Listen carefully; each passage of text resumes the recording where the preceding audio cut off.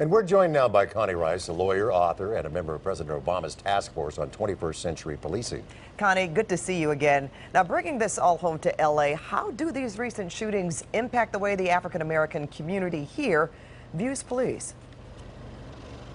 I imagine, Pat and Paul, that it's a mixed reaction because for African Americans in LA, we're in the 15th year of aggressive police reform that started at the end of the Rampart scandal. You'll remember many, many years ago.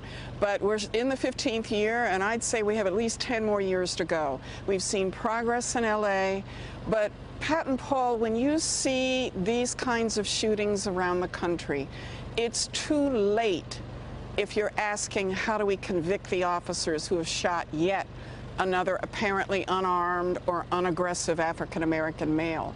It's too late. And so what the president's task force is saying is we've got to do prevention here. We've got to reduce the likelihood of these shootings by changing the culture of policing, changing the mindset of the cops, giving the cops more security so that they aren't hair-trigger use of force.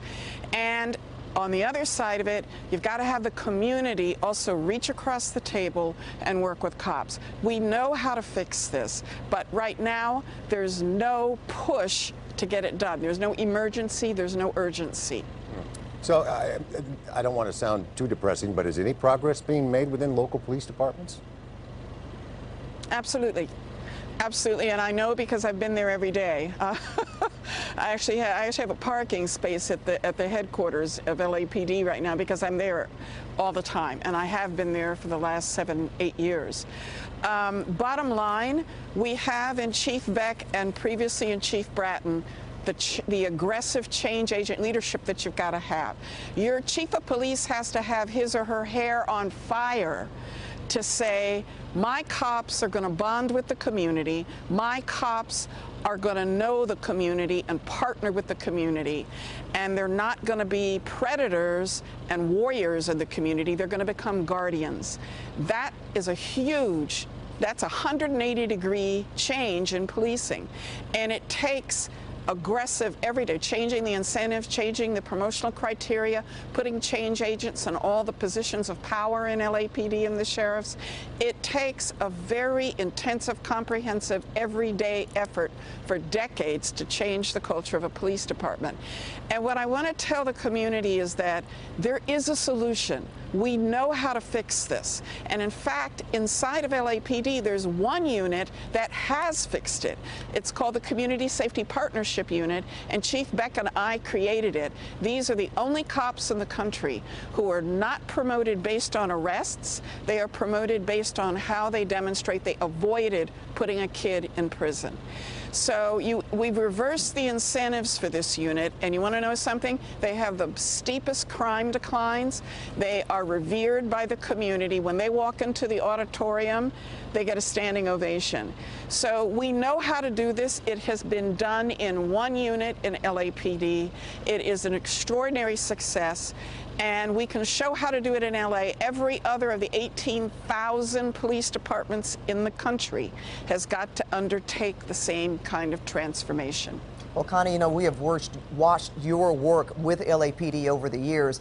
One thing that was not around during Rampart, during the Christopher Commission, social media. And one thing that makes the Minnesota situation so gripping is that it was live streamed. So how does social media play a role in putting a spotlight on these kinds of problems, and does it help? Pat, the social media, the cell phone cameras, the videotapes, they've made all the difference in the world.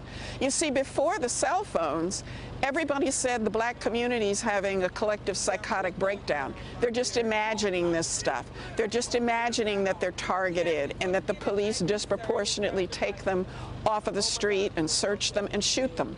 They just imagined it. Now, the majority community is saying, oh my gosh, look at these videos. We've had 15 videos of African Americans, most of whom were unarmed, and they were gunned down. When the country sees this, it completely changed the political dynamics, And that's why you have the President of the United States talking about it. You have Hillary Clinton and Bernie Sanders talking about it. I don't want Donald Trump to talk about it, so we'll leave that alone. But the bottom line is the cell phones have made all of the difference, Pat. The social media has been critical. Well, Connie, thank you so much for joining us. We certainly appreciate it and appreciate your depth of knowledge.